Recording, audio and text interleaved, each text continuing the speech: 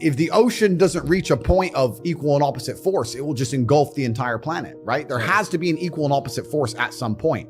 I'm not talking about freeing every single person from the matrix. I'm talking about freeing enough people who are ready to understand how the world really works so that there's an equal and opposite force to the tirade of bullshit, the absolute clown world bullshit they're trying to push on all of us. If nobody stands up to it, we're gonna end up just swallowing it all. Yeah. It's garbage. So you need to have an equal army on the other side. Money is certainly related to power, but the true power of the world is influence. I am currently one of the most powerful people on the planet. I can influence millions and millions and millions of young people with my mouth alone by speaking. That's why they fear me. And every single thing that's happening in the world today, whether it's a pitched battle, all of it is done with the goal of exerting influence on your mind. They're trying to control what you think. They're trying to control why you think it, why you believe it. They're trying to convince you that they haven't even put propaganda into your mind. And it's all a battle for influence. That's all this has ever been. Most people are not smart enough. Most people are not intelligent enough to self-analyze and defrag their own brains and understand they're being programmed. You didn't like me, for example. I don't like Andrew Tate. Why? Well, they told me not to like him. Who told me? Well, these people. Do they care about me? No. Most people don't get an opinion and break down where it even comes from. They just get an opinion and they defend it. And you'll see people arguing and fighting in the street over opinions they don't even know where they've come from in the first place.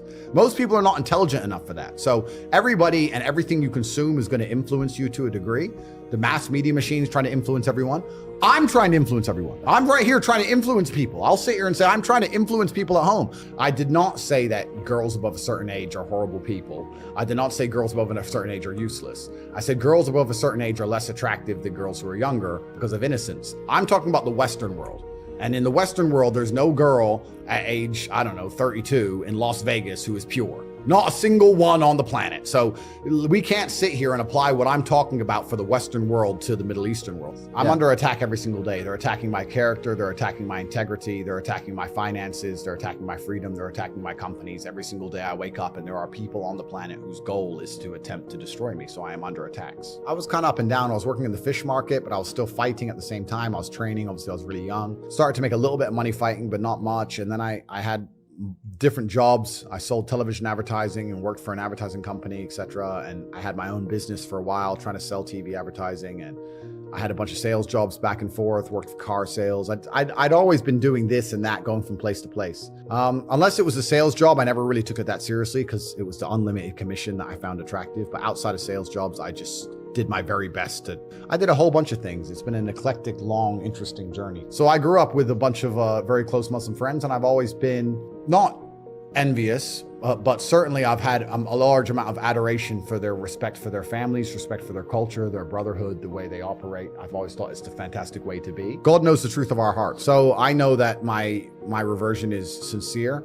I understand that because I'm in the public eye, there's going to be some degree of people who question it, but I know that mine's completely sincere. And the people who do it in a non-sincere way, God knows the truth, and they're not going to be able to fool him. So good luck. And someone else said to me, they said that it's important that someone like you that has all of the worldly treasures or everything that you could possibly ever wish for in this world still understands the importance of believing in God. I have a very small circle, but every single one of my friends has a utility. Like, we're all very capable individuals. We're all doing very important things. We all help each other and aid each other in different ways. I don't have any friends just to sit around and talk shit and do nothing. I guess in many ways people would say, oh, well, Andrew, you have family and business partners, but I consider them my friends. We have a very small network of 5, maybe 6 people, and yeah, they're my friends. I'm not the kind of person who can fall victim to some random stroking my ego, and I'm not a dummy. Like, I know a lot of people get rich and they're dummies. That's not me. I don't have any new friends. I have the same circle I've always had. In fact, it's getting smaller rather than it gets smaller, not bigger. I don't have these random friends I party with, none of this kind of crap. I provide value by default, by being me. That's who I am. If you're going to be my friend, you need to provide some value to my life. Now, a lot of people, when they have friends, the value that's provided by their friend is that their friend makes them laugh or that their friend is funny. Well, I don't need that crap. I'm busy, right? So I need someone who's actually useful to me at real things. It's not a shallow way to look at it because people say that's shallow. Not at all. I think that in true friendship, in true relationships, whether it's man-woman or man-man or woman-woman, there needs to be an exchange of value. People need to both gain and receive value, and that's how you build true friendships. So you need to become useful to me. And the problem with doing that is that I already have extremely useful people around me. We can already do everything. I don't need anybody. So when someone comes and goes, hey, I'd love to know you, Why? What do you want to do? Sit around, talk shit? Like, what do you want to do? Like I'm trying to do X, Y, Z. I'm fighting the Matrix. Can you fight the Matrix? Can you fight? If they can't do anything, I don't want to hang around with these. There's a time when it comes to work smart, and most people are trying to do the smart work before they do the hard work. It's kind of like talent. You don't notice if you're talented at something until all the hard work's done. I could be the most talented tennis player in the world, but I don't play tennis. So if I go down the tennis court, Joe Schmo is going to smoke me. I don't get to see my talent until I've worked so hard that I'm in the top 1%, and now I'm beating them because I have some God-given gift. You have to do the hard work first. If there's no hard work, there's no smart work. So someone's going to sit there and go, I work smart, I don't work hard, so I only have to work an hour a day. If working smart gets you a lot done in an hour a day, then you should work smart for 12 hours a day and get 12 times the work done.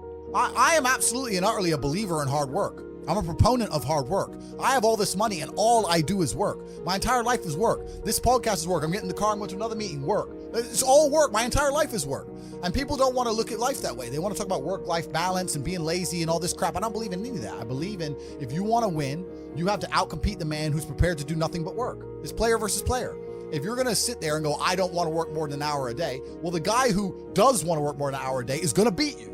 And no matter how smart you are, there's always a smart dude who's doing the same smart work you are for more hours than you're doing it. That's just the nature of the game. And this is why we talk about things like passive income. Passive income's a scam. I'm tired of people coming to me saying, I want to make passive income. And I sit there and say, it's not about it being a scam. It's about the mentality towards it is a scam. Look, everyone loves passive money, right? I make money as I sleep. I get it. You need to de-link your time to your money, because if you're only working for money, you run out of time, you can't make enough money. I understand all those principles. My point is, if you have no money and you're coming to me saying, I want to make passive income, why are you not making active income? Get up off your ass and work first. Because there's no such thing as completely, truly 100% passive. You're going to have to check on it. You have to maintain it. But the idea that people with no money are already so concerned with making money without work is amazing to me. You should be worried about active income. If you show me, if I'm a brokey and you show me how to make $1,000 an hour, I don't sit there and go, okay, but how can I make that passive? I go, cool, I'm making $18,000 a day because I'm going to work. You don't need to worry about passive income until you have no more time. I look at passive income because I have 18 hours a day I work. When all 18 of those hours are done and my workload still isn't finished, I have to find a way to make some of those income streams passive, either via staff or whatever else. Yep. And that's how I work smart. I use all of my time, and when all my time is done, now I have to become more efficient so that I can get more done within the same time frame. To sit there and say, I don't want to use my time, so I want passive income is dumb shit. The 16-year-old making 45 grand a month, if he was to sit to me and go, I don't want to make the TikToks, I want someone else to do it, make it passive, that he wouldn't be making any money. He's just working. You have to just work. At some point you have to bite the bullet and just work.